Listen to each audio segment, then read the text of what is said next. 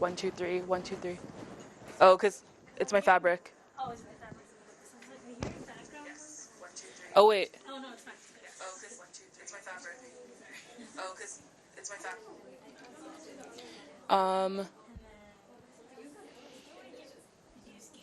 When are we supposed to start? We can start whenever you're ready. Really? Yeah. Because it was supposed to start 12:30, 12:36. Okay. I thought we were waiting for more people. All the workshops are like in session then, right? Yeah. Okay. People are getting moved. Okay. Do you guys like it dark in here, or should we turn on lights? Dark? Okay. Weirdos. Okay. So my name is Amani al-Khatatbeh. I am the founder of MuslimGirl.com, which is the most read Muslim women's blog in the country. And alhamdulillah, I think that we have, accomplished a lot of breakthroughs, not just for our narrative, but also for the Muslim American community as a whole. And it's even more exciting that those accomplishments are coming from women, and millennial women at that. We became the first Muslim company to land on the Forbes 30 Under 30 list this year, which was an incredible accomplishment, of course, for all of us. And really, what we're trying to do is cultivate Muslim Girl into a flagship company for the Muslim community, right? Because so often, I feel like for us, especially being the generation that grew up post 9/11, we always turn to corporate media, towards outside sources to try to legitimize our voices or to try to amplify our stories or to give us a platform. But what we decided to do instead was to turn inward, create our own alternative media, and use this opportunity to really have the conversations that matter to us, not the ones that other people want to have about us, not in the way that they want to frame them, but really the conversations related to us and towards developing our identities more than anything. Because when you think about it, that was really an opportunity that was robbed of us, right? 9/11 happened for many of us. Like for me, I was in elementary school when it happened. I'm sure many of you were at least in elementary school, if not even younger than that, when 9/11 took place. So really, this life was all that we knew. And, even when we were going through our formative years, we were inundated with these horrible messages of who we are, of especially what Muslim women stood for, what Muslim women's place is in Islam. And that, of course, has had an impact on us growing up. Not just the way that we view ourselves, not just the way that we treat our religion in today's society, but also in the connection that we feel to society and to the people around us. The curveball was when the internet was introduced, right? Right in the smack dab in the middle of that. It really just took off with social media. Platforms like Facebook and Twitter started offering new outlets for us to really be able to put our voices out there. And it, of course, presented an opportunity for young people like us to be able to have tools at our disposal to get those narratives a place to be heard. It's my honest belief that it's because of social media and the internet that a very unlikely initiative like ours, like a blog run by Muslim women that was started by a 17-year-old girl in a bedroom, that a blog like that could have a fighting chance amongst these huge media companies, multi-million-dollar, if not billion-dollar platforms, and used social media, harnessed it in a way that made these companies and these outlets pay attention to us and start coming to us for the stories and start saying like, oh, actually, here's a really great resource for these voices. And why does that matter? So anyone tell me, why does it matter if our voices are represented in the media? Why should we even care? Because we don't have our narratives rewritten. Okay. Why is it important that our narratives aren't rewritten? A lot of Americans take the narratives they have, like in mind, of Muslims from the media, whether it be liberal or right-wing. So having our voices on those platforms influences. Now, this is the downside, right? Especially evident in our really effed up current election cycle. When Americans take a certain narrative of a community and reduces the community to that, what does that allow to happen? Like, what are we seeing take place right now? Hate crimes, Trump. I saw him in the back. Do you have? Well, I was just going to say, it breeds a lot of ignorance. Breeds ignorance. It justifies violence. And on an even greater scale, what it does is it empowers horrible policies to be placed upon our Muslim communities at home and abroad. You know, like the Patriot Act is still in place right now. The Patriot Act basically robs us of our privacy rights because we're Muslim, right? If we look at the war on terror, many people didn't pay attention to this, or, you know, especially for young people like us, right? This happened when we were really children. The war on terror was really built on the backs of Muslim women.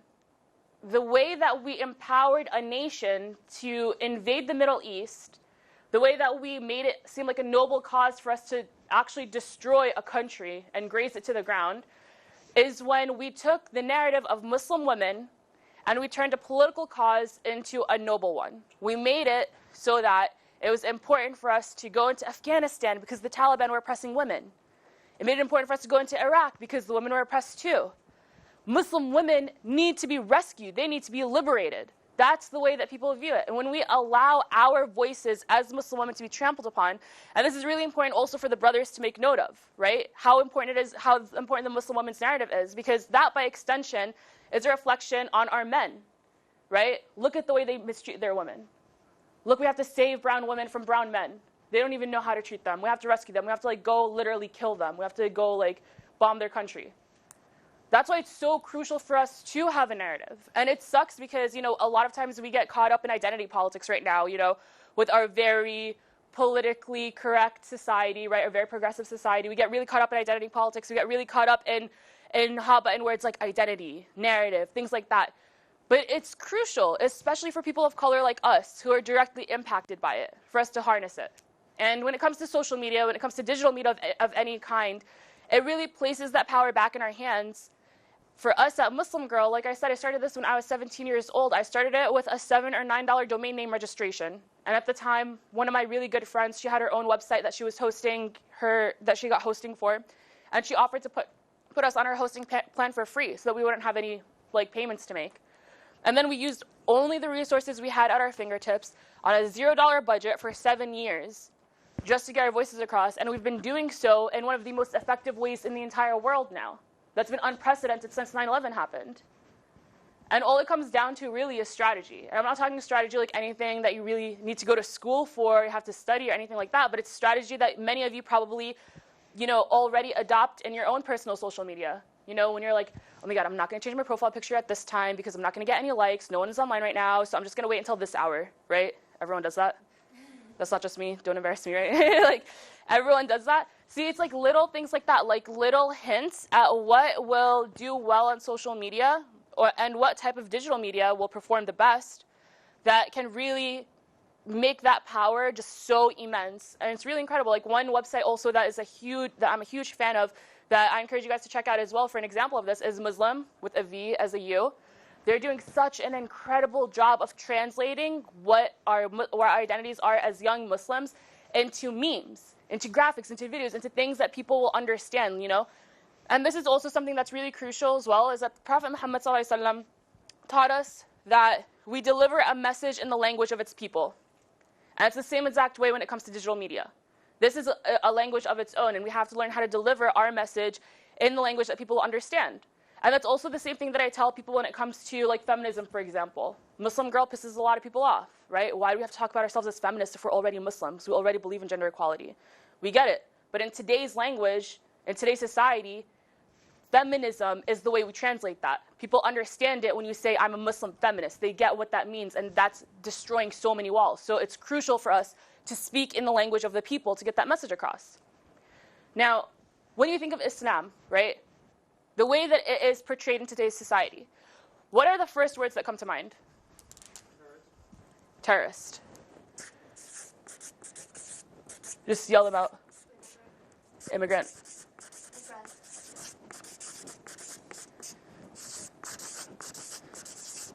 Oppressed, radical.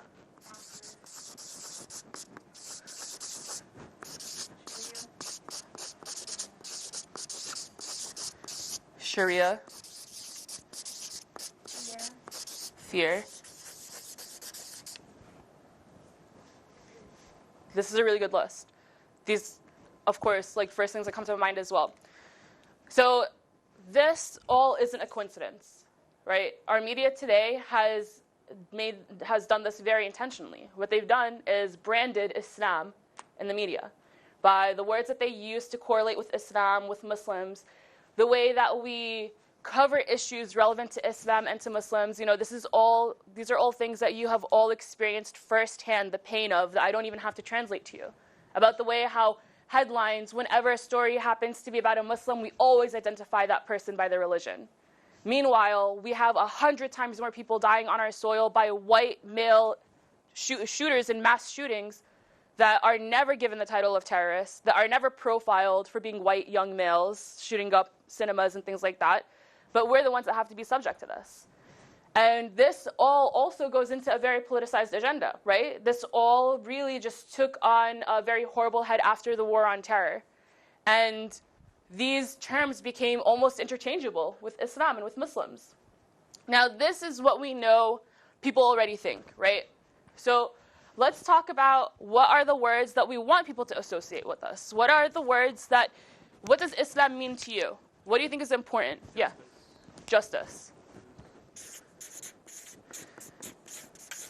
Justice, peace, feminism, family. Yes. Activists. I would say equality. Education. Spiritual.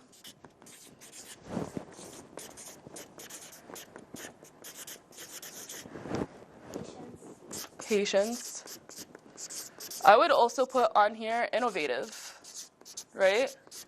The initiatives coming out of the millennial Muslim community right now are really crazy, like unprecedented stuff, right? Innovative, fearless, confident, strong, with all the shit that we've had to endure, right?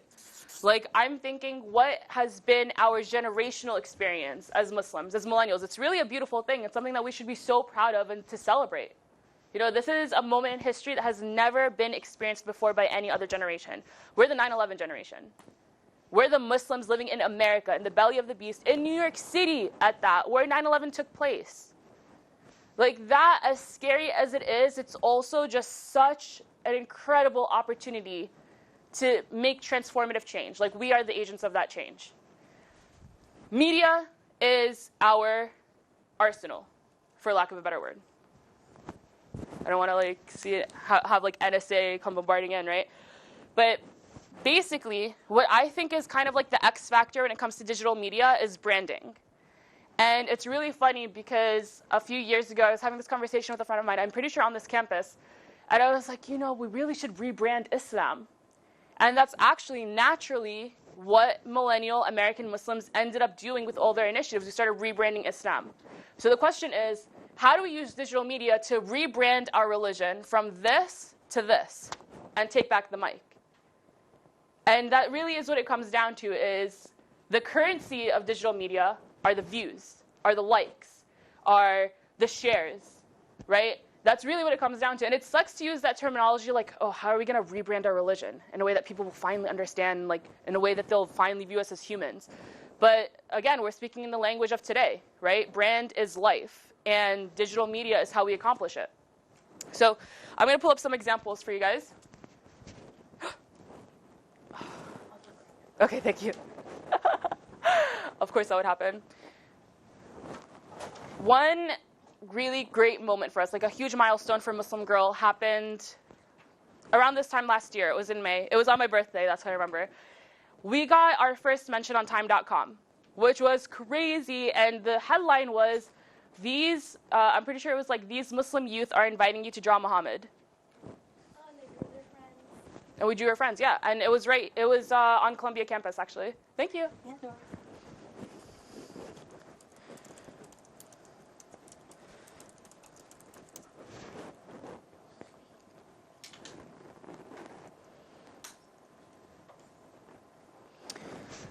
So, does anyone know what happened at this time last year? It was around this time, earlier on last year, Charlie Hebdo happened, right?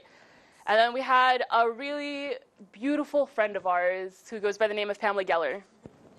Anyone familiar? Yeah. Who calls herself an anti-Islam activist, because that's such a noble title. She's a huge bigot. And basically she was like, let's piss off all these Muslims after Charlie Hebdo happened, and let's hold a Draw Muhammad contest where we invite anyone to draw the most offensive cartoon they possibly can of the prophet of this religion that would inevitably, offend 1.6 billion Muslims in the world. And let's offer them a $10,000 cash prize.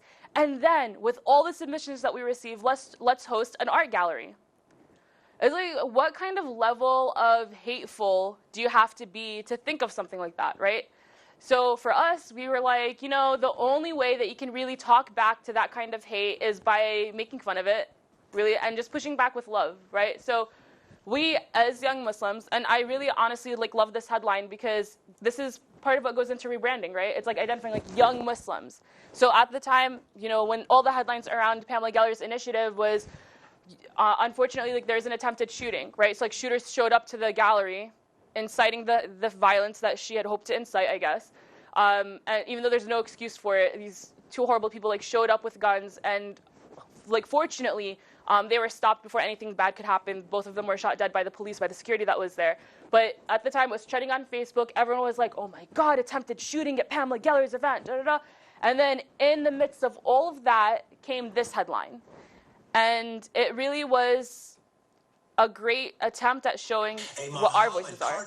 Cartoon drawing contest has been scheduled, an event which is certain to enrage radical extremists. Joining me this time from New York City is the organizer of that event, Middle East analyst Pamela Geller.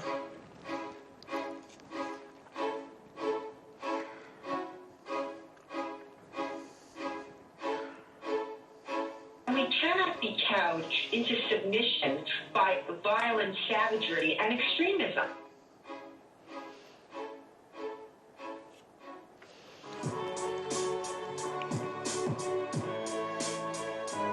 My friend Muhammad is from Yemen. He has nice eyebrows, some stubble.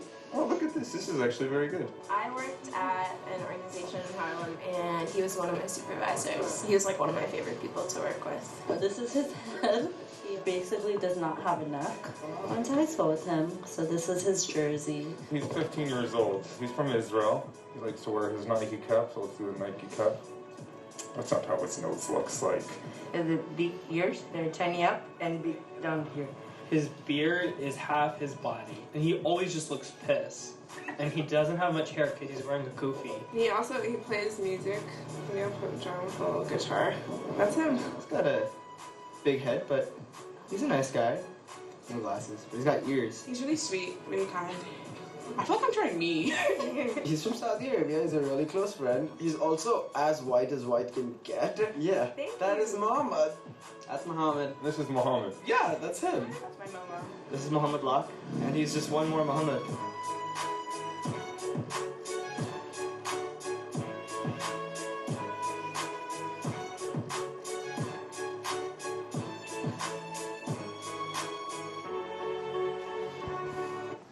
Okay, so that was an example of a way that we used an opportunity in the news and the media to take a very negative portrayal of Muslims and then flip it on its head, right? So we're like, everyone knows a Muhammad. Come on, it's the most common name in the world. So we did something which this kind of video is called a man on the street video, right? MOS.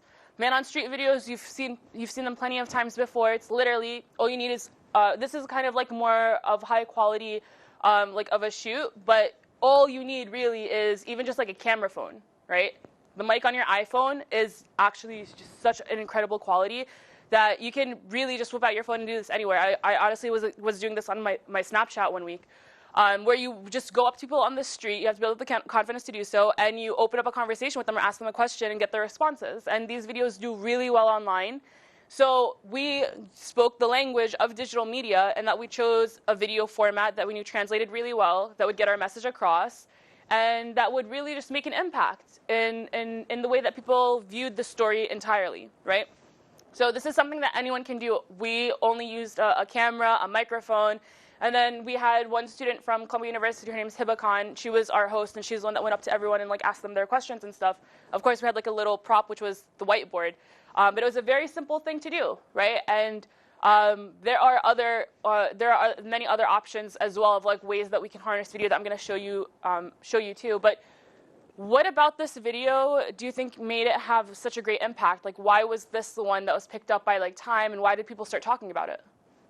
Yeah. Because it was like a playful spin on something that was supposed to be like something that was supposed to be angry, but like they made you laugh. Exactly. Yeah. It's also like making you realize that Muhammad is not just like some kind of foreign prophet. It's the people around you. It's the people who help empower you and basically humanize it and be like, bro, we're here.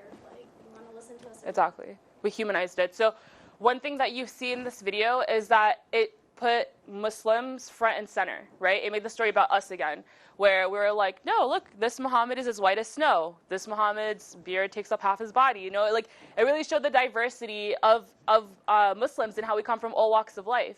And that's one thing that I think is really important when it comes to media and the way that we combat these stories is a lot of times we're put on the defensive, right?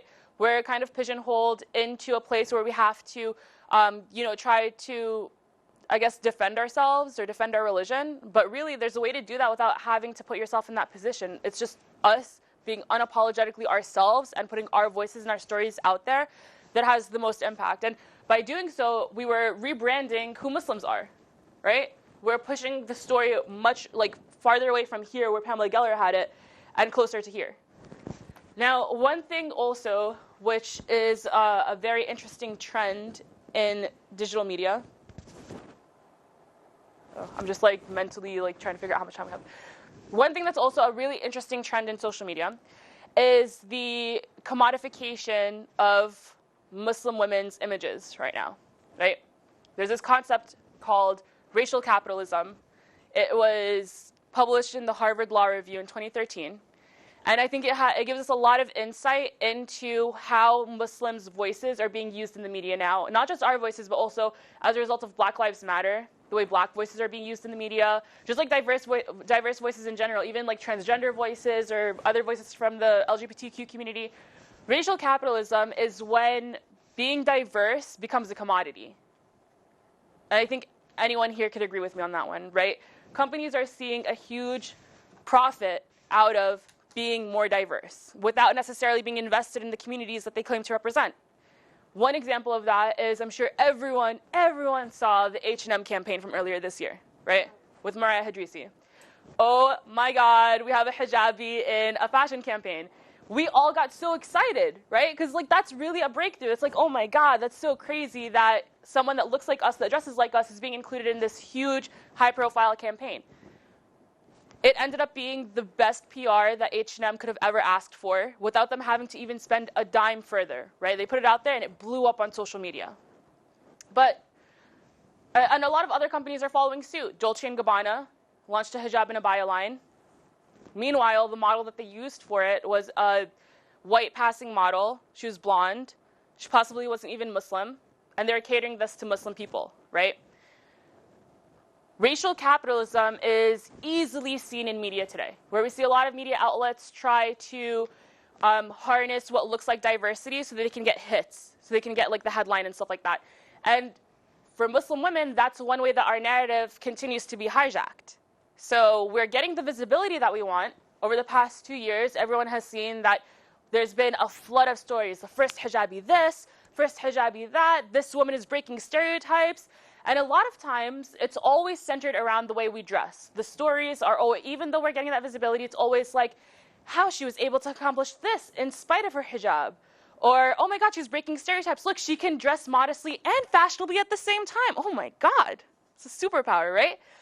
And it completely neglects actually what our stories are, our accomplishments, you know, our business acumen, our intelligence, our sharpness, our activism, our incredible contributions to society. So even though digital media assists us in getting that visibility, it's important for us to control also what the story actually is. And that's, of course, I speak from huge experience with this. This is an issue that we run into time and time again when it comes to Muslim Girl, especially when we are working with broader audiences and things like that.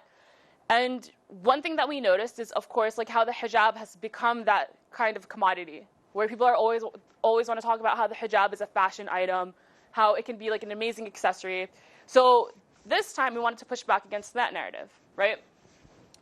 So, let's see.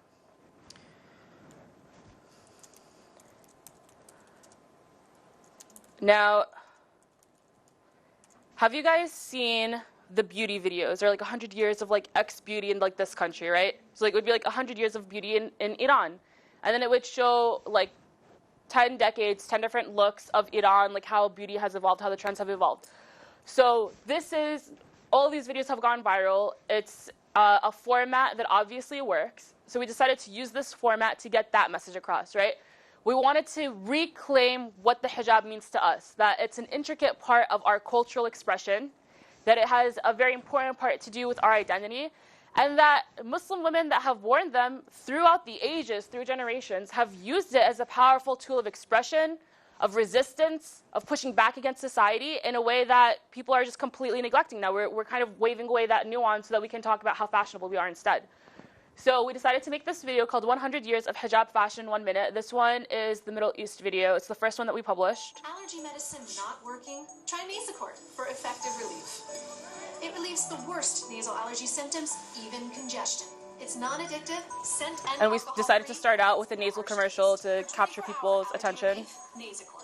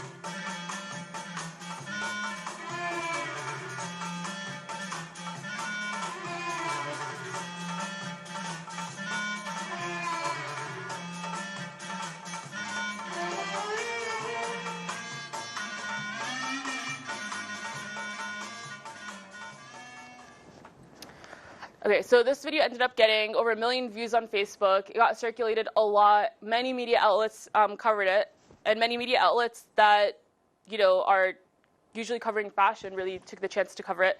So it was really great because it injected our narrative back into the conversation. So what we did was, for our 100 years of fashion video, we decided to use imagery that was very powerful, that was talking back to colonialism, right? We took some very important conflicts that have been happening in the Middle East for the past century and used those to show how the hijab has been intertwined with those movements that were many times led by Muslim women. So it's supposed to be very empowering. It's supposed to be like a reclamation of that conversation. And many people really enjoyed the kickoff that it brought to the dialogue. One part of this that people really got hung up on was the middle finger for the Iraqi occupation. Who wouldn't want to give a middle finger to the Iraqi occupation, right? Like, people were just like, oh my God, why is a woman dressing modestly and giving the middle finger? It's like, that's your concern, right? And then that opened up a whole new conversation about what modesty means to Muslim women, right? And how we express ourselves. So these are always really great jumping pads for conversation, and that's ultimately what the point is, right? It's about getting the conversation going, get people communicating with each other. And there's so many people that reached out to us after this video to really just engage in that conversation and talk to us about how this really just changed their perception of the hijab, of Muslim women, of what our culture is. Many people didn't even know that Muslim women were a part of uprisings, that they were revolutionaries throughout history against colonial powers. So it was really crazy. What are some videos that you've seen online that have done really well? What are some things that like always, you click on, or that you've seen that has made an impact on you? Does anything come to mind? Yeah? I saw this video about, I think some college students did it. It was like, meet a Muslim or like hug a Muslim or something like that. Like they stood out in front of a park somewhere. I think it was in the city. And like people would walk by and stuff. I've seen a lot of those videos, definitely. Yeah. Are there any other videos that come to mind?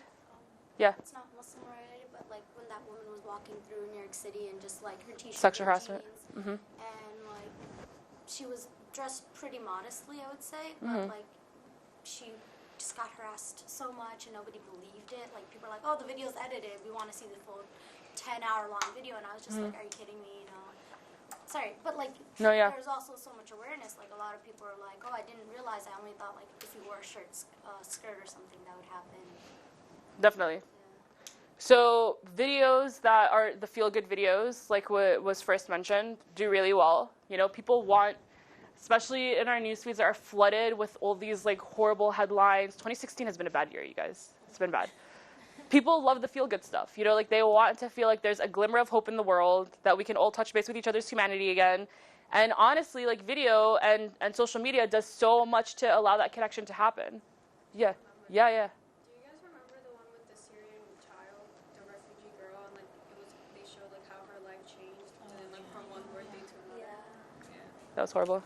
I saw one which was reversed. It was, I think it was made by Amnesty International, and it showed how if the refugees were European, how that would be, right? Exactly. Okay. So these are really good examples too. Both of these examples show, they express a day in the life, right? So also like videos that allow us just a glimmer into another walk of life. You know, it's part of the reason why a Facebook page like Humans of New York was so successful, because people like those stories, those human stories, and a way to connect with them. And you know, if that's the case, if human stories are what people want the most, if that's the currency, then the Muslim American community is at no loss of those. You know, like we have so many of these stories. So for us, I feel like as a community, it's really our responsibility to use digital media to get those stories out there. There have been a lot of really exceptional initiatives to do that. Like Rana Abdul Hamid, a good friend of mine, she has Hijabis of New York, where she has like basically the same concept of Humans of New York, except focused on women that are veiled in the city and telling their personal stories, which is a really great way to, you know, to do it. There's the Muslims of the World page, I think it's on Instagram, that also does a similar thing, which has been making a tremendous impact. A lot of MSAs have followed suit and really done like Humans of like ex-MSA, you know, like Facebook pages, which is really cool too. What are some, have you guys like had any ideas that you've like started with digital media? Yeah? More recently, because like, I love what hashtags? In regards to, for example, most recently with what happened with Khizr Khan and Trump being like, you Muslim women being silenced, like saying no, we're not silent, and just sharing, like, even if it's 140 characters, like this is a day in my life. Like, hashtag can you hear us now? Yeah. I'm getting my education. I work. I'm an American, but I'm also the daughter of immigrants. So what? And so. And, like, you get a lot of, you get some negative feedback, of course, like trolls and whatever, but you get a lot of people reaching out and saying, like, oh, like, I just didn't know, even though you feel like it's so obvious. Like, you see me walking, like, on the street, but, like, I guess social media and Twitter especially, like, breaks down that barrier where people feel like it's easier to talk online. Yeah. It's, like, just showing them photos of your life, like, it's just like, oh, she's just another average person. And most of all, it's accessible. Right? So for privileged people like us, all of us have our social media on our phones, right? Like we can reach so many people just from the device in our pocket. Can You Hear Us Now is a really great example. It's one of many incredible hashtag conversations that have happened this year, coming from Muslims, especially from Muslim women, which is something that I'm super proud of. But, you know, this is a great example of what I was talking about earlier, right? About how we can harness digital media to have a fighting chance amongst all these other corporate media outlets. Like, Can You Hear Us Now was one example of how we, as Muslims, decided to take the conversation and make our own, right? And have it framed in the way that we want it to be framed, talk about what we want to talk about. And because we did that, and we were so successful in doing that and getting so many people on board with that story and that conversation, the mainstream outlets started coming to us and we're like, whoa, this is hot right now. Like, yeah, let's cover this. Let's talk about it. And they ended up giving us a platform, right? Because they saw it was creating a stir. So that's really how we can put that power back in our hands, is by harnessing that digital media to have that conversation in a way that people can no longer ignore. Like, we've been sidelined from the story, from the conversation, from the media for too long. When we place that power back into our hands, that's really how we can create that effectual change. So this is a workshop, right? I really want to talk about how everyone in this room is currently or is aspiring to use digital media to create, you know, your own project. Like, let's do some case studies, right? Like, I want us to just like shoot out some ideas of like some things that people are trying to do, and let's like pick one and let's like delve into it and see collaboratively like how we can make it effective. I think this would be a really great also exercise that we can implement in our own personal projects to see like the most effective way to plan things like strategically. So anyone have anything? Any projects? Yeah.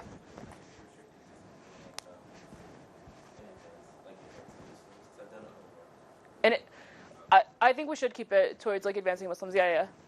Do you have one?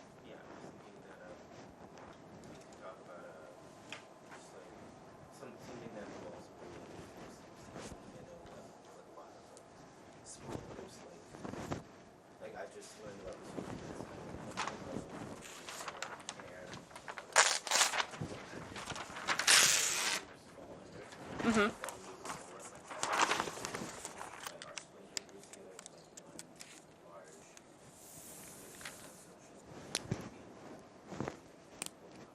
Like a coalition type of thing.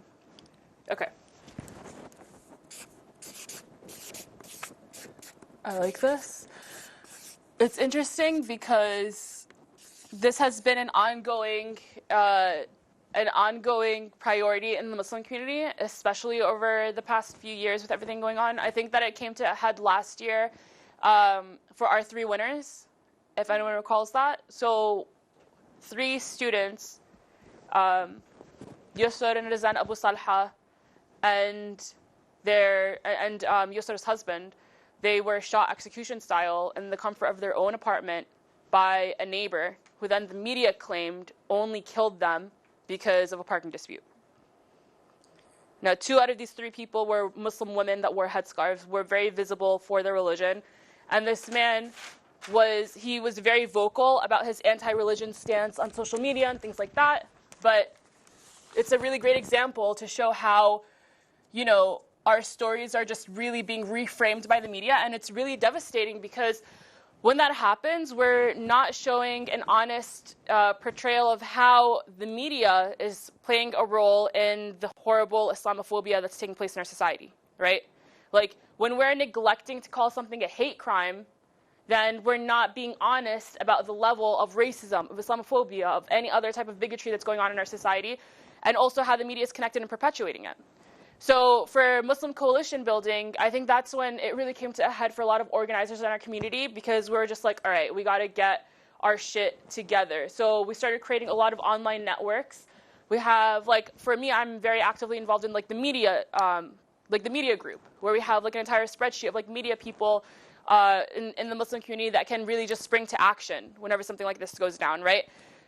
We have a lot of like Facebook groups that I think are really relevant towards like pulling together like Muslim leadership, so that when we need to strategically organize, we can all like jump on this Facebook group and then quickly like bring it together.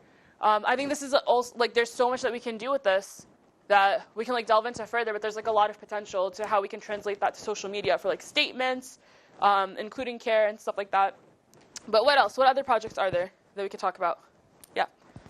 Right now I'm working on like spreading a club that I introduced on my campus, which is the NISA Student Association. That's a Muslim female empowerment group. What's it called? NISA Student Association. Like NISA? Okay, cool. And basically it's like a Muslim feminism group. Mm-hmm. And we have like female specific discussion groups in which we sort of like a PR group style. Mm-hmm. We're just talking about those challenges that we have every day. So you want to talk about like how to harness digital media to get your message and your conversation out there? We can have those discussions in like a little room Mm-hmm. on campus, but taking that further on social media would, bring that. No, it's a definitely a great question. I think this is something that a lot of MSAs would be interested in understanding as well, and other Muslim organizations, really how to carry the conversation forward, right, and keep it going. What else?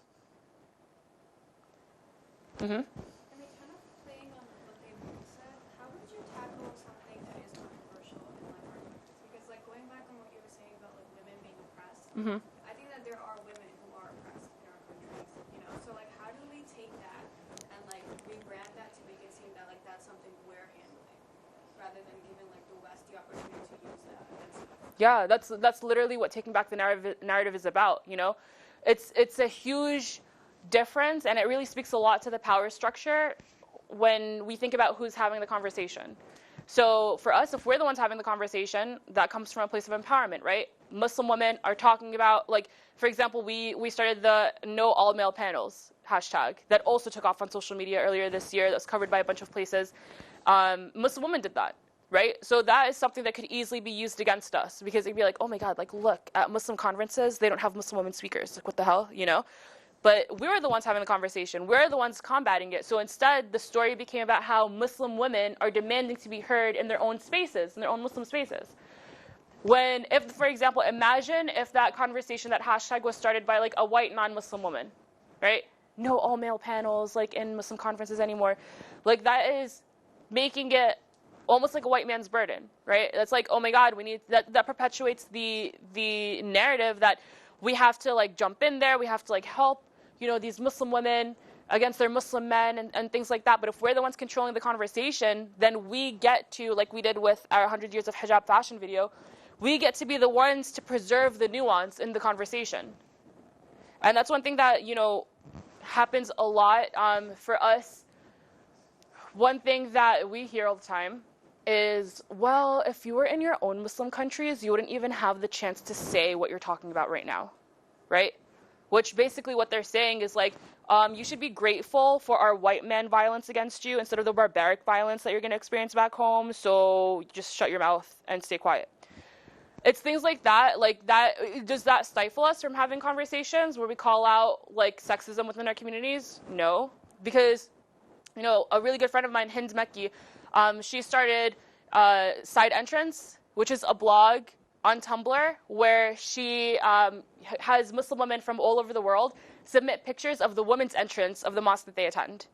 And it's crazy because you see like literally like these little broom closets that Muslim women are reduced to pray in, and these beautiful, abundant, exceptional like mosques where the male prayer section is segregated and it's just like so beautiful and robust, and we're reduced to this like little side entrance. And she said she was getting a lot of heat when she first started this blog. Oh my God, you're showcasing the, you know, inequality in our community. People are going to hold this against us. This is going to be fodder against us. And she said that if we have dirty laundry, we need to clean it so that we don't have that dirty laundry that they can hold against us, right? And that's what it comes down to. We're the ones that are cleaning it. So that's something that we kind of have to ignore. For us at Muslim Girl, we ignore it entirely. We're like, all right, we understand that, you know, other people are looking in on us now. Like, we have a very huge like non-Muslim audience that can take what we say and like twist it, but that can't allow us to sweep things under the rug. You know, we have to be able to address them ourselves so that other people won't try to address them for us. And I think that's probably the best way to approach the situation. But did you have another project?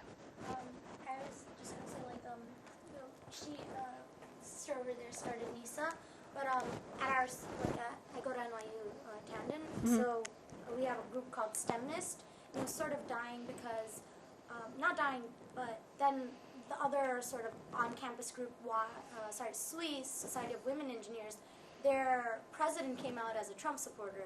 So all these women who were like of color or just not comfortable with like having a president that was so like in support of somebody so bigoted, they started to hop over to STEMnist. What is STEMnist? It's like the same on-campus. Like for STEM fields? Yeah, so like the women in STEM fields, so we That's combat really cool. The sexism in STEM, and also like the lack of intersectionality in feminism when it comes to these issues. So like our president is a Puerto Rican woman, I'm like VP. We have several very strong like Black women, and they're like one of like 10 Black women in our school. And a lot of people use this like idea like, oh, if women stopped majoring in English and started going into like, you know, like engineering, they would make more money, they can't complain about things like that. So when that's more like, it was related more towards women in general, and then we started showcasing like the struggles for, can you be religious and a feminist? Can you be a Muslim and a feminist? And we invited non-Muslims and Muslims to talk about their experiences in regards to that. Can you be Jewish and a feminist? Can you be of any religion and like be an ally of LGBTQ communities? And it really tried to take all these different identities and make people more understanding of each other. No, that's fantastic. I haven't heard of feminists before, but I mean, only on our campus. because I'm in love with branding, so just the name alone gets me really excited. It's clever. Are there any other projects that anyone wants to shoot out there? Intersectionality, being Black and Muslim is like something that I've been trying to like get back to when it comes to the Muslim community. Mhm. More so with my home mosque back in the Bay Area. And so, in regards to just educating Muslim communities on what Black Lives Matter is exactly, and that there are members of their own community that deal with this. And so, I think. Did you hear about the Black and MSA hashtag? Yeah, I participated in that too. Yeah. You participated in that one? And so I think that's what like pushed it. And I feel like it was good because a lot of MSA members like reached out to me and they were like, "We just didn't know," and that was good because that opened up a conversation. But in regards to kind of seeing where like our own MSA could lean on BSU and vice versa, like, and other groups, LGBTQ communities on campus, like, I know that it's a whole nother hassle dealing with our parents and like the elders in the community in regards to reaching out, but I feel like millennials, like, it's easy for us, like, we're all on social media, we all see each other's struggles, so why is it so hard to reshare someone else's policy or someone else's I guess action they're trying to take a part of, like, and so Yeah, I think that's this kind of, I've been trying these two kind of like go together. Yeah. Coalition building and race issues. Did you have another thing? I feel like religious intersectionality is also a huge deal. Okay. Both within Islamic communities and outside, because I know people who. What's religious intersectionality? Okay. Maybe I'm just phrasing it wrong. It's just something that came to mind. No. Just I want to make sure I'm understanding you correctly, and for anyone else. So within the Islamic community, I would say like I've talked to women who don't cover and they feel like they aren't represented in the Islamic narrative. So that's a big deal. Or they feel like they're uncomfortable sometimes. They feel excluded. That's a big deal. Or like males who don't have beards or don't follow that traditional pattern. Sometimes they also feel like just as excluded as people who do cover. Yeah. So that's a big deal, I think. And then also recently I went to a modest fashion event, and there were a lot of Orthodox Jewish women. There were a lot of Christian women who feel like they want to cover for modesty purposes. So like it's not just Muslims who cover this way. Bringing that to the forefront is something which will be inclusive and exactly. So there's actually like a really interesting video that just came out, I think yesterday or the day before, on Finder 29. It's a Facebook video, which we'll talk about Facebook videos in a second. They're so potent. But it was basically about these two Orthodox Jewish fashion designers. Their names are Mimi and Mishka, and they're based out of Brooklyn. And basically how they make these amazing, as Orthodox women, they felt like they couldn't find really cool styles that just agreed with their modest values, but also really accurately allowed them to express their fashion forwardness. So they made their own. And it started being worn by Muslim women and women of all these different faiths. Actually, I think Hipster Hijabi, she wore like an outfit of theirs like a year ago or something, and it went viral because people got offended by it. It's like, oh my God, how dare like a Muslim fashion blogger dress in an Orthodox Jewish like fashion line and stuff like that. But it really, it brings the question of like inclusivity to mind, right? Like religious inclusivity, like interfaith inclusivity. But also it's a really good point as well that there's a lot of alienation within our own communities as well. That's actually something that I always admired ICNYU for, because I feel like we are doing a lot to foster this atmosphere of, we have people all across the spectrum in their religiosity or their spirituality that come here and mingle side by side with each other like it's nothing, because it isn't anything, right? It's normal. These are all like really good and interesting things. I think it would be a good idea for us to focus on organizational uses of digital media, because I feel like especially for students that might come in really handy. Especially with like your organizing, if you have like any activist actions on campus and stuff like that. So let's talk about this, right? And when I say let's talk about this, I don't mean like let me tell you the best strategy, because I'm pretty sure that there are people in this room that have a better idea or even a more innovative way of looking at things and how to harness this technology than I do. So I want to talk like what your ideas are about how we can implement some of these digital media strategies into getting our organization's messaging across. We can kick off the conversation by talking about Facebook, because I know a lot of student organizations have Facebook pages, and I'm sure that everyone has kind of seen the growing Facebook video trend, right? So how can we best use Facebook to cultivate these conversations?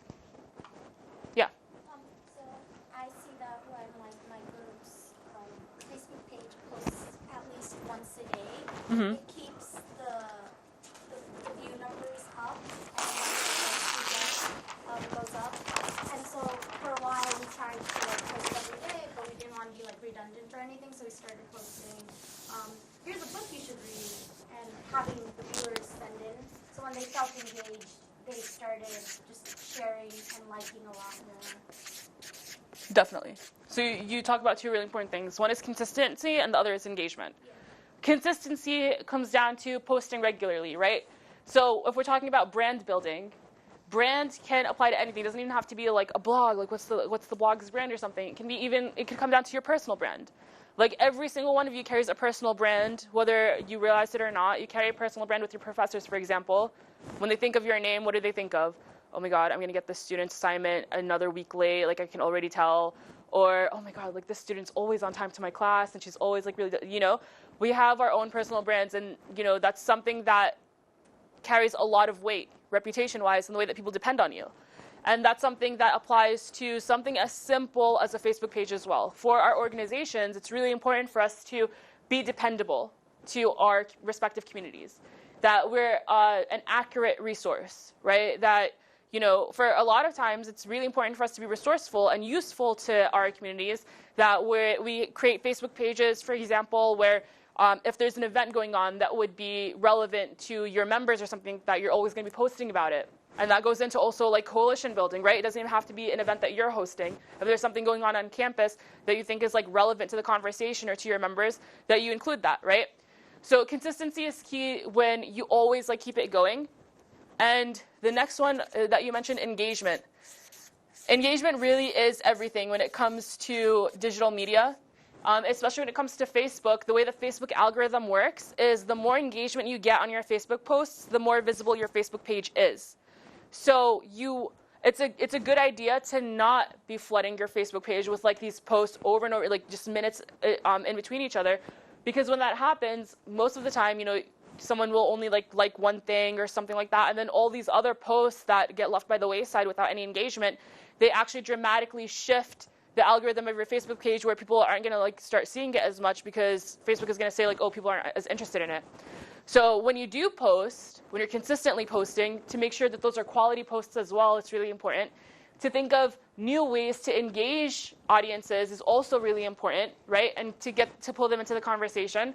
One easy way that Muslim Girl it can increase engagement, for example, is by when we have giveaways, right? We're like, all right, submit like this, like a selfie of yourself saying this, or complete this sentence, and you get like put into this raffle to win a free book or a free like whatever giveaway, and that gets people going, right? We've had so many hashtag campaigns, for example, where we've asked people to send in a picture of themselves or a picture of something where they get to feel like they're a part of it. And what's that? Walla Bro Wednesday, right? Sorry, brothers. I'm saying there's any Walla Bros in this room. Every Wednesday, we have all these submissions of all the Muslim girls that are getting like marriage proposals on social media. They're getting told like, oh my God, why are you wearing a hijab and your forearm is showing? I get that one a lot. And things like that, right? And then we post about it on our blog, because we're just like, oh my God, here we go with the mansplaining again, right?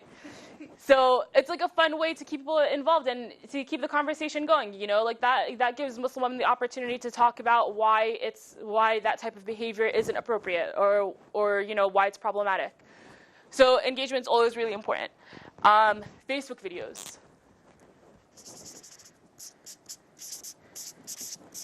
Now, Facebook videos are literally starting to make the world turn right now.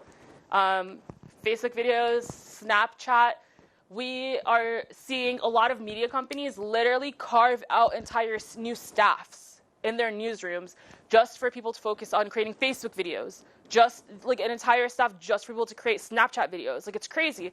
But video is really the growing trend. It's inevitably where our media is going to be headed, where digital media is going to be headed. So it's really important to invest in it and keep your mind focused on ways to tell stories through video, because it creates like such an impact. Facebook videos are awesome. The reason why brands love Facebook videos is because it's on autoplay, right? So you don't even have to click play for it to start playing. So you get a lot of views that way. And when that happens, like, of course, there's more potential for virality. So when you're on Facebook and you see like a funny video or like even a meme video, you're one click away from sharing that with your like X hundreds of friends on your Facebook, right? And then they're one click away from sharing that with their friends. So Facebook video is really important. And also like the things that perform the best on Facebook, because we all have ADD at this point, are the short videos, right? So 30 to 60-second videos, which is great news for you because that means it doesn't take a lot of work. It's very easy to churn out a 30 to 60-second video same day. And many times it doesn't even have to be high quality. So for Muslim Girl, like our most recent viral video last month was, I was at the United States of Women Summit at the White House. I was on a panel with Gloria Steinem and Shonda Rhimes, and we were talking about diversity in media representation. I made like a brief comment about Leonardo DiCaprio, which it was a trending topic at the time, right, in social media. So I made a comment about Leonardo DiCaprio and how he was being used to portray Rumi, which is a positive portrayal of a character from, like modern day Afghanistan. But we only give like the bad, negative portrayals of people like from that region to brown actors. We don't give them the ones that are positive. So for us, all we didn't even edit this, right? Even like I remember our social media team asked me like, oh, Amani, do you want us to like brand it to like Muslim Girl and stuff?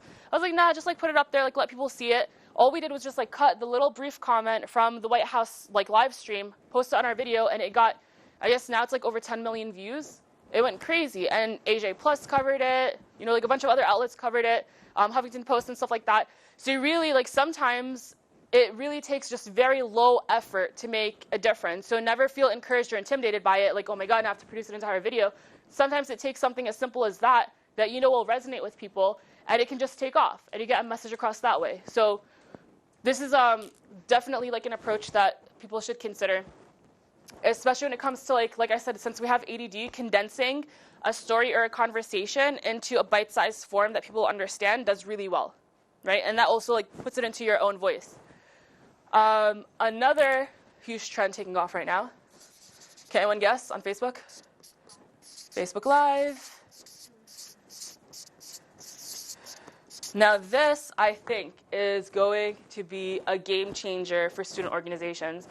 This is such an easy feature to implement in our meetings now, in our events and things like that. It's so simple. It's effortless. All you do literally, like I could have Facebook Live this entire thing on my Facebook page if I wanted to right now, It's that effortless. Like you literally just turn on your Facebook. It's in the same box as your status update box, and you click go live, and then you just go live from wherever you are. I was at the DNC this year, and I like live streamed President Obama's speech the entire time. It was like, I didn't even plan it. I was just like, wow, that'd be a good idea. And it ended up becoming like the most watched Facebook Live on Muslim Girl's Facebook page. It was something that I did like right in the moment, right? So like, again, sometimes it takes like very little effort. You just have to think of it. Facebook Live, what are some ways that we can implement this for our organizations?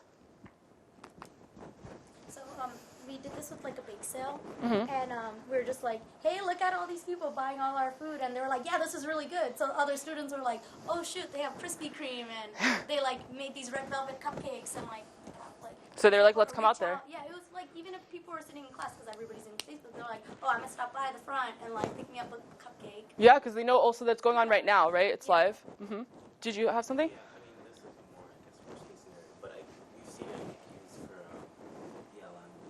Yep. Oh yeah.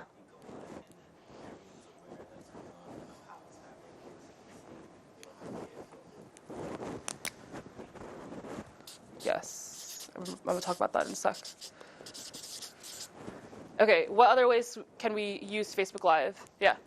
Last semester, a couple on-campus groups occupied the building right next door to demand that we take the box off of the application, and by that we meant like stop asking people about their criminal history before you accept them into the university.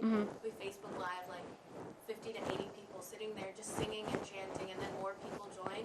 The university actually took action, and they're taking, like they didn't do everything we demanded, of course, but they sent out a press release right before school started a couple weeks ago in which they were like, we're not going to essentially ask for your criminal history until we accept you, and then we'll look at it. Wow, that's crazy. And that was like right when Facebook Live like started. Yeah. So, like, we didn't know if it would mean anything, but like people like shared it in their classes and like came after. That's called foresight. That's really cool. That's an exceptional use of Facebook Live, actually. Because I'm just thinking, because when I was in school too, we occupied an administrative building to protest Condoleezza Rice being invited to be our commencement speaker. And I'm just like thinking, if we had Facebook Live at that time and we're able to like Facebook what was going on inside, we would have gotten so much more people coming in. That's amazing. Yeah, like live streaming straight from the inside of an action draws people out. It's a good idea. Any other ways? So I think these are all great, right? 101, at the most basic level, we can live stream our meetings, right? We can live stream those conversations. You know, a few people like mentioned earlier on when I was asking for input that we want ways to really just carry the conversation beyond what we're doing just on our campus, right? Facebook Live is a great way to do that. One thing that we started doing on Muslim Girl, we just started implementing Facebook Live like very recently. One of the ways that it's been really successful is by hosting like little group like table chats, right? So we did one about race in Islam. It was called hashtag Black Muslim Girl Magic. And we had like our Black Muslim girl writers just have like a little roundtable discussion to dissect what race means to them. And all we did was just, like, it was just such a trash setup, you guys. It was like, we didn't have an iPhone holder or whatever, so we literally just like one of us opened up our laptops, and then we took like someone's iPhone and then duct taped it to the laptop monitor so that it can just like be right there, like in frame, right? But it's like, you gotta do what you gotta do. And that's the thing, like people don't see like behind the scenes with Muslim Girl, it's balling on a budget. Like we're not like swimming in money right now at all. We're doing this basically with the very little resources that we have at our fingertips. So sometimes that's what you gotta do. But it's really easy to do it, right? And it makes a tremendous impact, so it's well worth it. So I think that it'd be really great for us to host more of these conversations on Facebook Live. One thing that's great about it is that you get that engagement built in. Because when you go on Facebook Live, everyone gets notification that you're live, and then people start joining in, and then they start making comments as you go along, like with your coverage and stuff. So it's a really great way to harness it. Hate crimes. It's a crazy deterrent against hate crimes. I'm really glad you brought that up. So digital media is exceptional. Of course, we look to the Black Lives Matter movement as like our, kind of like role models of how to use digital media to make this happen. Because, a lot of people say that social media was the catalyst for this modern day civil rights movement. But we all know that it would have happened regardless of whether social media was available or not. But social media definitely allowed it to be much more salient than it would have been without it.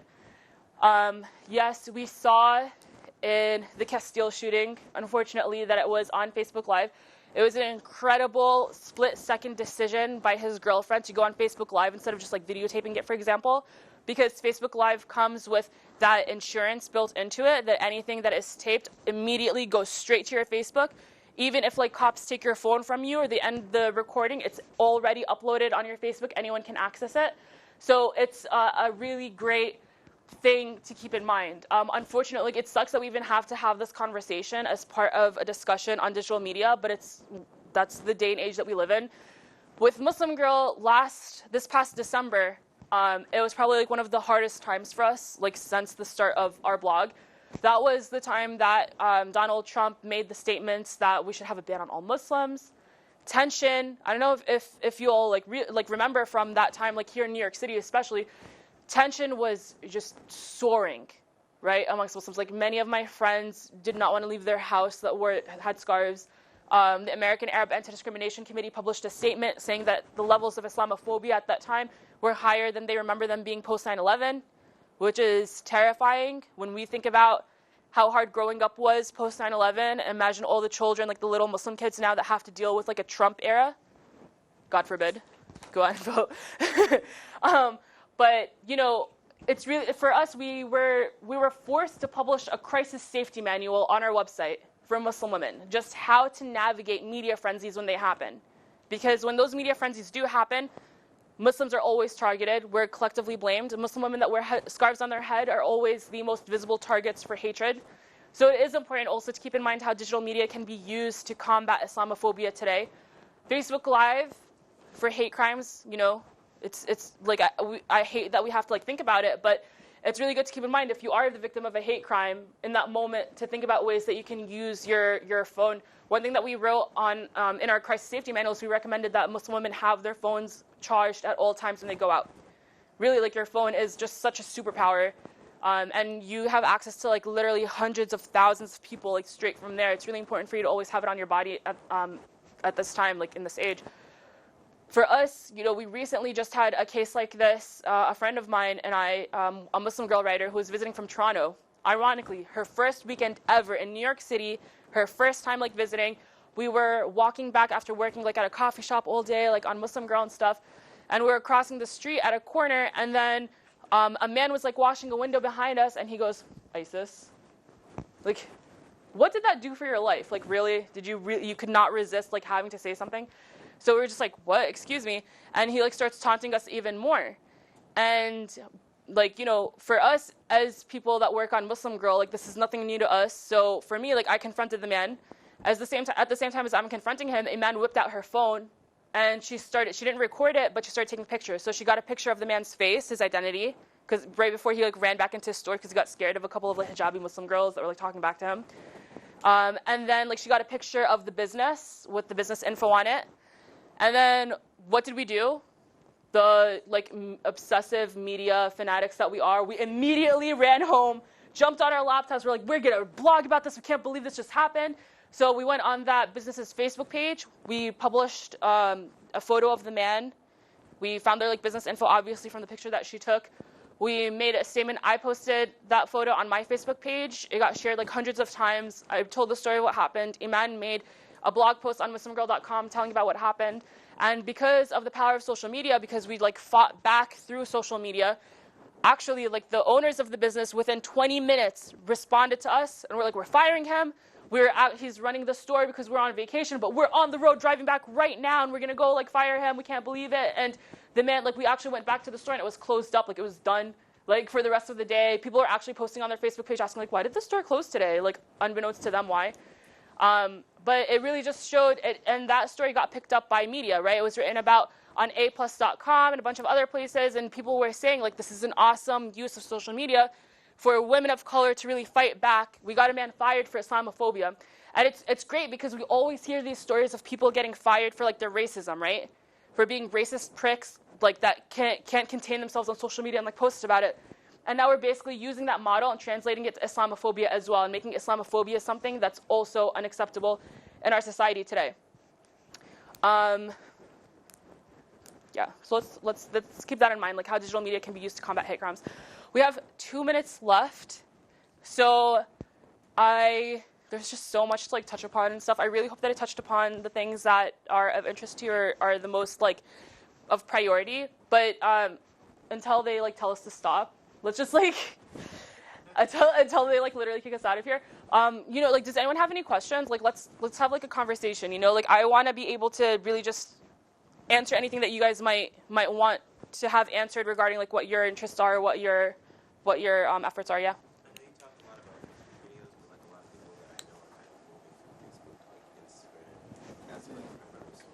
Mhm. Yeah. And Snapchat is also like videos, and Instagram has videos too. In one ways, could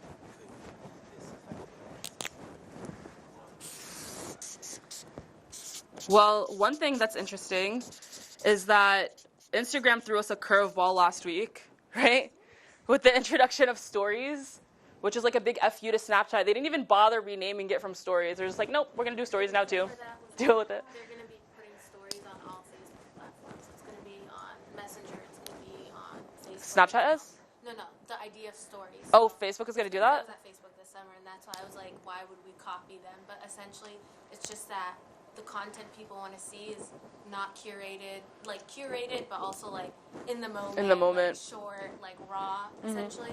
And so they were like, this is the way that Instagram users who are so good at taking photographs and posting the perfect picture can also post a story too. Definitely. Yeah, I mean, like, so what is it about Snapchat that, I mean, you hit the nail on the head, right? Some of the top, most visible Snapchat users, right? Kylie Jenner, Kim Kardashian, DJ Khaled, of course. You know, what makes them so hot on Snapchat? Like, why do people care? Because we already have them available on Instagram. We already have them available on Twitter and Facebook and everything else. Why Snapchat? What makes it different? It says it's live and you feel like you're part of their life. Exactly. It's live. You feel like you're part of their life.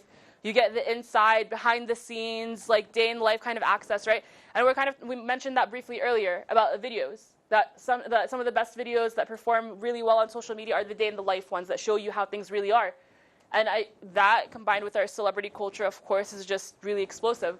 But that's one thing to keep in mind about Snapchat. One thing that's really important about these different like social media platforms, and that I kind of like briefly touched upon earlier, is to decide the format of getting that message across, right? So I explained how we picked different video formats for the different messages that we felt would be the most effective way to get those messages across. It's important to do the same thing with social media platforms. So knowing that Snapchat is good for certain things, Facebook is good for certain things, Instagram is good for certain things. I've had so many conversations with people about this like over the past few days. Some people are thinking that Instagram might end up killing Snapchat. We don't know yet. If it does, that's like crazy because, like I said, so many media companies have invested in having entire Snapchat staffs now. I'm a host on MTV's Snapchat Discover channel, and my segment alone, which is like sometimes one of the last segments on their channel, gets millions of views the day that it goes up. So like imagine how many views Snapchat channels are accumulating regularly, right? So that would be crazy if it does kill it, but like this is, no matter what, a really great case study to think about how we use Instagram when it comes to stories as well. There are some brands that I could recommend for you guys to check out that are really creative in the way that they use Snapchat stories. So basically what they're doing is they're taking what a Snapchat Discover channel is, which is like articles, like coverage, whatever, and trying to translate that for their brands on their own like personal Snapchat stories. Let's see, one of my favorite is, I'm like blanking on the name of the place right now.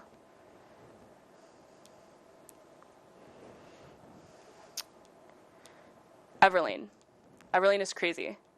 Okay, I suggest everyone check out Everlane.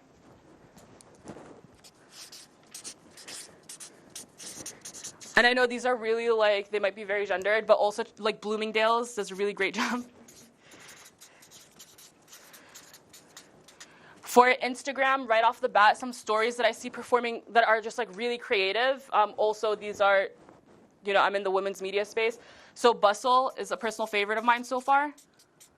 Bustle's Instagram. And what they're doing is really, they're taking like the 9-second split kind of like videos and translating them into something that's captivating.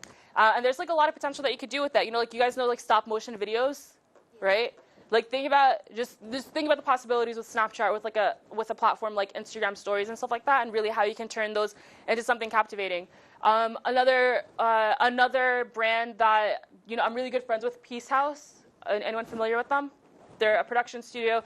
They made the video that was like Dear Trump supporters, and like Fox News, and you know, like All Plates Matter. They had like this video where they had people in a restaurant, and then the one black person didn't get their plate, and he was like, "Where the hell's my plate?" And everyone was like, "What are you talking about? All plates matter. Do you not care that we got our plates?" And it was just like, "But where's mine?" Anyway. Just ice. Yeah, just ice, exactly. So they're using Snapchat in like such a crazy way. When there was the coup in Turkey, they actually had someone in Turkey just like live stream the coup, like you literally were watching like all these explosions happen and stuff like that. It was really cool. There's so many innovative ways to use Snapchat now, and I think a lot of people are exploring the different possibilities. So, you know, don't limit yourselves. And just because a brand isn't doing it already, or you haven't gotten the idea from somewhere else, there isn't a case study and stuff, don't think that you can't experiment and try it. Because that's really what it comes down to, right? With digital media, it's such an uncharted territory that the successful stories, the successful strategies are a lot of times just risk-taking and finding something new that works. Like the Facebook video trend, do you think that, you know, all these other brands would be investing in it so much if AJ Plus didn't tap into it first? AJ Plus changed the game with the way that they are like delivering the news to people. And because they show that it's a successful strategy and it works, they changed suit, and all these companies started. Now it's like a given. Like you have to, if you want to be like a really like forward like media company, you have to have Facebook videos like that are telling these stories in little bite-sized clips. So, and that's what actually like one thing that my dad one time told me when I was like a little girl. He said we're like driving in his car one time, and he was like, Amani, like look at all these roads, right? Imagine that all it took was the invention of the car, the automobile, for us to change the entire world and carve out all these roads all over the place. Like think about that. That's crazy. Like all it takes is that one innovation that works, and you get to change everything. And that stands true for digital media. It stands true for the branding of Islam, what works when it comes to getting our narratives out there. So there's always potential for like new and exciting things. And it's okay for it not to work the first time. Like it's not embarrassing or anything. Like that's really what it's for. Like the internet is a microcosm of what is going to be effective on a human scale. Any other questions? More. Valuable time didn't cook us out yet. Okay, well, I'm gonna hang out for a few minutes afterwards anyway, if anyone wants to have like any one-on-one talks about anything that you're working on. And yeah, feel free to reach out to me. I'm on social media. You can find my email anywhere. It's amani@muslimgirl.com. I'll write it up here.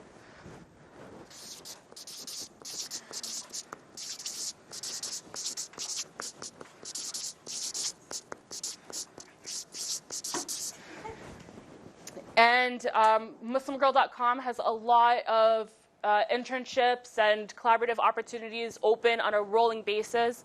We have a social media team of the girls literally running this show, right? We have an editorial team that's rewriting the story for our website. We have a collegiate team, which is girls that are basically trying to implement our mission statement on college campuses across the country. So if it's something that you're interested in and you want to get involved in, get some hands-on experience and learn even more, then definitely consider applying for a position. We're really open. Our team has been expanding really rapidly. We've added on dozens of girls just last month alone, mashallah. Yeah, shoot me an email. Thank you so much for your time, everyone. Thank you.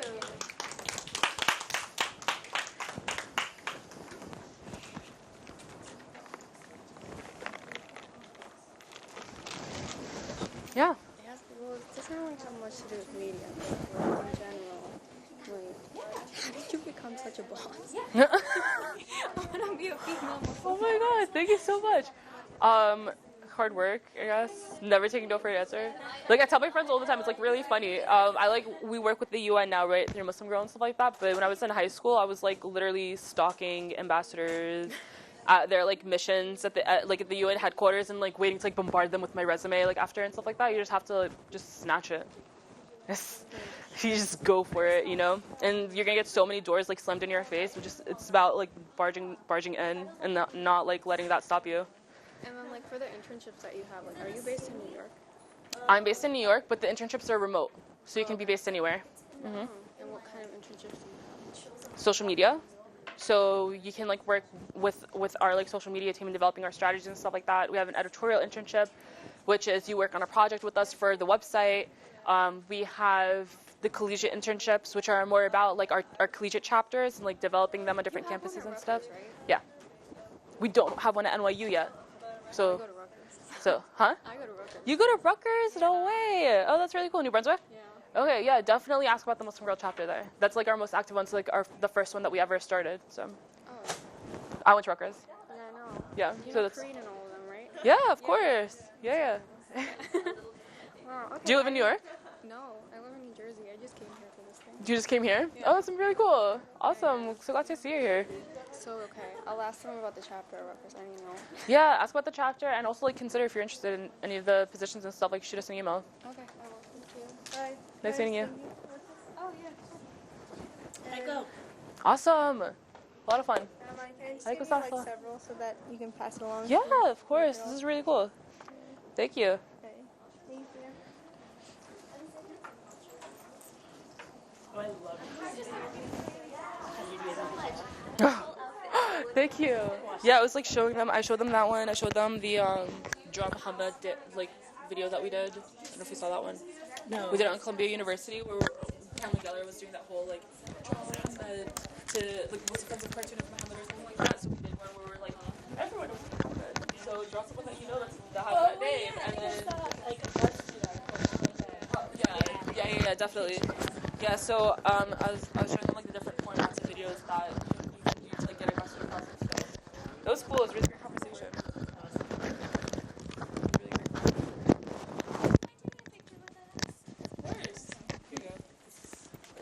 first thing I asked. Oh, yeah.